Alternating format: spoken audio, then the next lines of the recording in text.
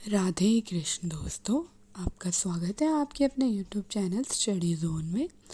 तो आज हम पढ़ेंगे UGC net JRF paper 2 Hindi साहित्य के यूनिट 6 के उपन्यास राग दरबारी के विषय में। तो चलिए चलते हैं। राग दरबारी, इसका जो रचनाकाल है वो 1968 है। श्रीलाल शुक्ल की रचना है। राग दरबारी श्रीलाल शुक्ल की रचना है।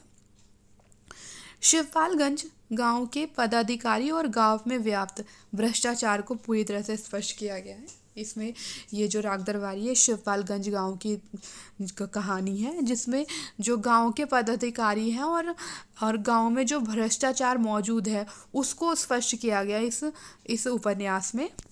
वैद्य जी, वहाँ यह वैद्य जी एक इस कहानी का जो पात्र है, ये सभी गांव की राजनीति के मास्टरमाइंड है। वे कॉलेज के प्रबंधक हैं।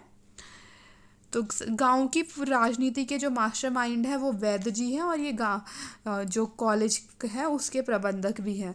रूपन बाबू ये वैद्य जी के छोटे वो बेटे हैं। ये 10वीं कक्षा में फेल हो गए हैं और छात्र नेता हैं और वैद्य जी के पुत्र हैं।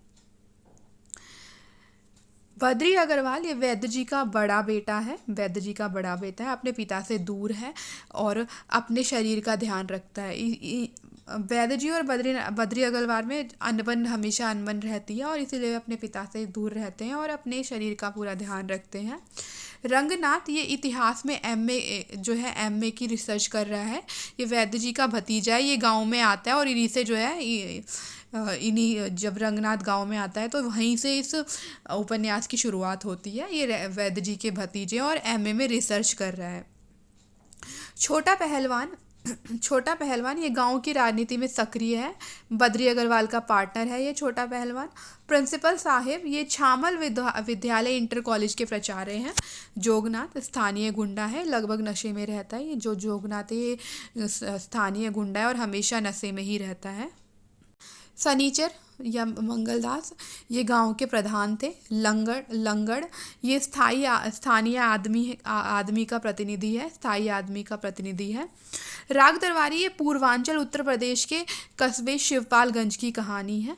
उस गांव की ज़िंदगी का दस्तावेज है जो स्वतंत्रता प्राप्ति के बाद भी ग्राम विकास और गरीबी हटाओ के आकर्षक नारों के बावजूद घिसट रहा है। ये गोपाल राय का कथन है। राग दरबारी उपन्यास में आंचलिकता का प्रभाव दिखाई देता है। क्या कह रहे हैं कि आंचलिकता का प्रभाव दिखाई देता है।